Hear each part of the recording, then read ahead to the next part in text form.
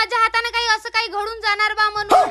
दूध टाकायला गेलो तर तुझ्या पाकिटात गंजामध्ये चालला गेला का नाव त्यातून माझ्या निसटूनच गेलं का दूधचं पाकिट नाव तरी मी दूध टाकणं काही थांबवलं नाही. बहुत सारे पाकिट फोडून टाकले. एवढा मोठा गंज आहे तर थोडीशी तर गलती होणारच ना माझ्याकडून. त्याच्या बाद गलती नाही होऊ दिलो काही. चुपचाप टाकत गेलो गंजामध्ये दूध. एवढं सारं दूध जमा झालं का आमच्याकडं ना. आता बारी होती दूधले मस्त उकडी याची. उकडी आल्याच्या नंतर मग आम्ही त्याच्यात टाकणार रवा. इकडे पाहतो काय लहान पोरगी मस्त गोला खाऊन राहिली. मग मी बी बनलो निलेश भाऊले मले बी गोला चारबा म्हणून. मग निलेश भाऊ मले बी गोला चारून राहिला होता मस्त.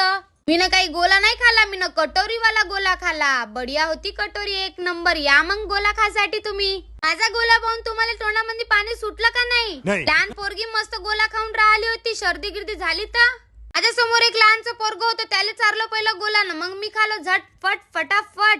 मी तर रस्ता पार पायाचंच काम करत होतो आणि इतकं थंड बढ्या लागत होता एक नंबर. गोला तुम्ही खाऊन पाहतो. बहुत बढ्या वाटते काही कटोरीवाला गोला न. गोला खाऊन माझी जीभ झाली होती मस्त लालच्या लाल. इकडे येऊन पाहत होतो बाया का करत होत्या शिजली का नाही बा म्हणून. इकडे बनत होती खीर ना. दुसरीकडे चालू होता मसाला भात ची तयारी. तर आमचा निलेश भाऊ लागला मस्त मसाला भात हे करासाठी घुमवासाठी. घुमवतच आहे का बनवत आहे काही समजून नाही राहिलं मला. तर आचारी बरोबर नाही दिसून राहिला. काकाजीने का खतरनाक स्माइल देऊन दिली. आमची खीर इकडे रेडी झालीच होती. फक्त आता माझा हात घुमवायचा बाकी होता म्हणून सगळेजण घुमवत होते. तर मी बी आलो घुमवासाठी मस्त.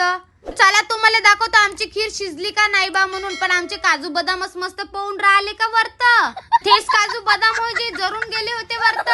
आमची खीर कशी दिसून राहिली ते कमेंट मध्ये सांगायचं विसरू नका बापा तुम्ही तर.